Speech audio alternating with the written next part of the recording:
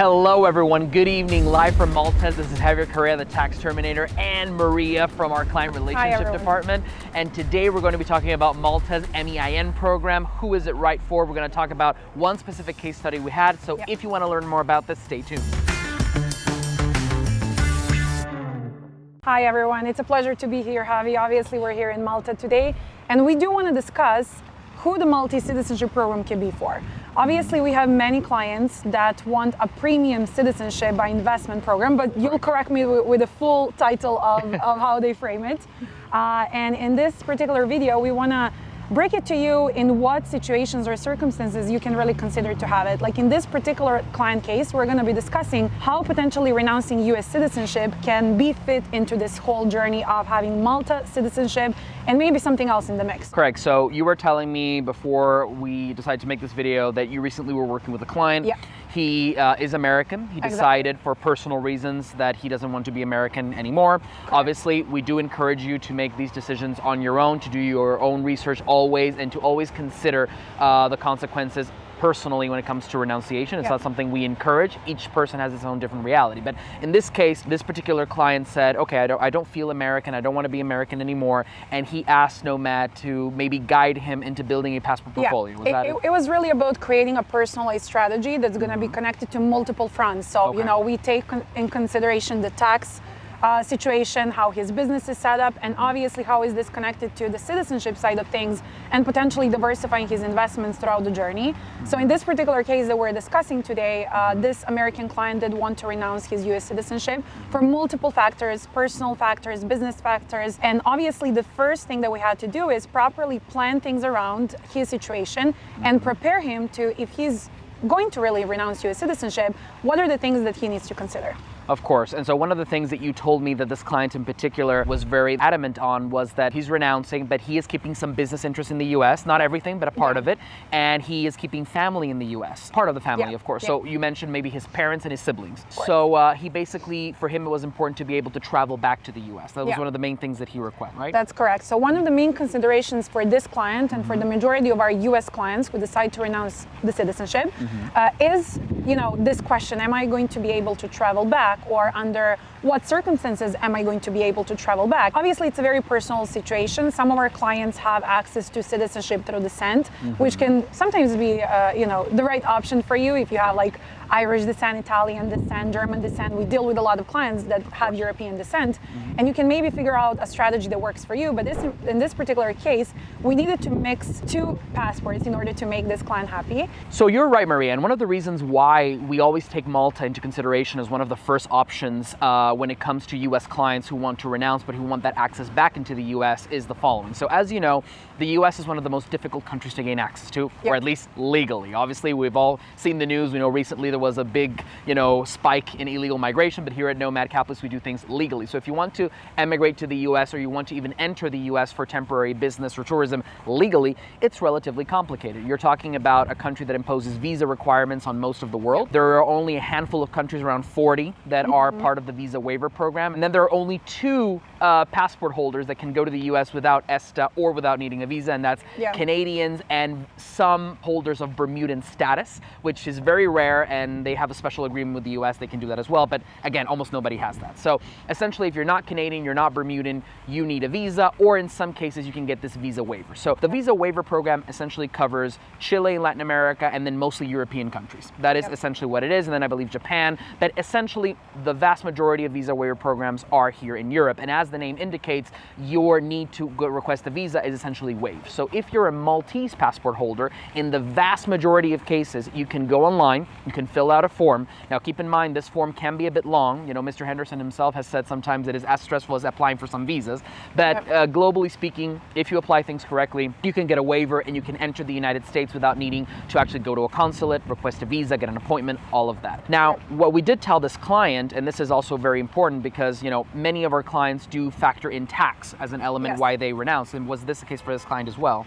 Yes, obviously tax planning was a big consideration of this client as well. And the whole planning process is structured in three main steps, I would say, the tax piece, the banking piece, the lifestyle and citizenship piece, and then the asset protection piece that's kind of tied back to the taxes and the banking side of things, the corporate side. So for this particular client, it was very important to gain access to the US. However, obviously that comes with a certain risk, I would say. When you're giving up your citizenship, it always comes with a certain, I would say, disclaimer in this case. And he did opt for Maltese citizenship and St. Lucian. In this particular case, he did want that feeling of extra security and having this security. These two passports. Exactly, and like security blanket, I have an EU passport, I have a St. Lucian one, and I feel like I have a pretty good passport portfolio. This is what he told us at the end of the process, I feel like this plan is really contributing to my goals because at the end of the day, he has a Caribbean passport, it's a pretty good option for him. He investment through government bonds, by the way. Oh, and then he gets his money back. Yeah, I mean, technically, it's just the money that you're going to put in one place for a while. You're going to hold it, and you're going to get the majority of it back with maybe some. It really depends. You get it back minus inflation, essentially. Yeah.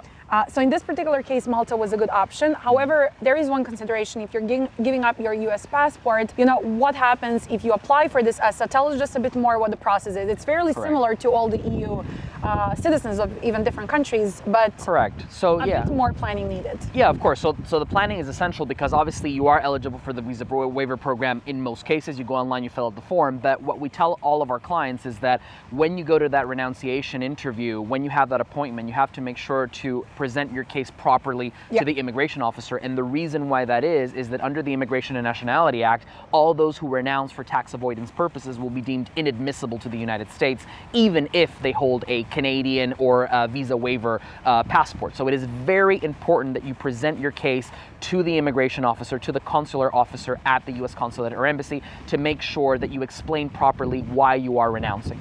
This is a very personal decision. It's something that Nomad Capitalist can guide you in terms of the process, but ultimately you're the only one who truly knows why you are renouncing. And this is something very important. I was just about to kind of connect to what you said, and proper renunciation process and planning around it, it's really important because you cannot just walk into a U.S. embassy in some country, right? And say like, I'm going to renounce. You really need to be prepared better.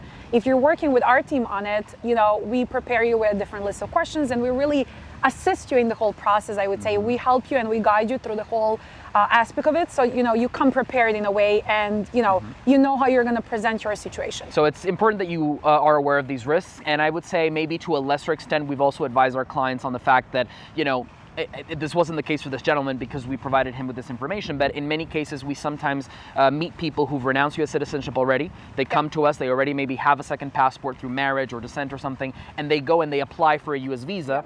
They're not able to present their case properly, they get denied for the visa, and then unfortunately, even if they come and they get the Maltese passport, with that situation, they can no longer apply for ESTA. They would, even with a Maltese passport, with an Irish passport, or with any top quality passport, they would still need to go and actually apply for a visa. Same thing, I guess even more rare if they visit certain countries such as Iran, but that, that happens much more. That's much more rare. But ultimately, all this to showcase that Malta can be a great option for you. It is obviously an excellent option. It is the Rolls-Royce of passports that you can get essentially by making an economic contribution to a country and by putting some time on the ground. But ultimately, planning is of the essence. Malta might be the right fit for an American who's renouncing, not for tax purposes, or maybe not solely for tax purposes, and who wants to go back to the United States, but not necessarily for an American who wants to divorce the U.S. entirely. And not necessarily for somebody who maybe is distrusting of the EU. So ultimately, Maria, when they speak to you, will you guide them through the process? Will you ask them questions? What does this look like? Exactly. And I do want to emphasize that even though Malta did work in this particular client's case, we do assist with many different options. The whole point of the whole process, if you decide to reach out to our team to help, is to figure out what is the right fit for you. So it's not about, Mr. Smith down there in the UK. It's not about this client over here or there. It's really about you and what your specific needs are, and what is the right solution and how we can guide you through achieving those goals. So obviously, if you're interested, go on our website, nomadcapitalist.com/apply, and you can reach out to our team. All right, guys, so you know what to do. Drop a comment down below, subscribe to our YouTube channel, follow us on Instagram. So we'll see you in the next video. This is the Tax Terminator and Maria signing off from Malta. Bye, guys. This is Bali.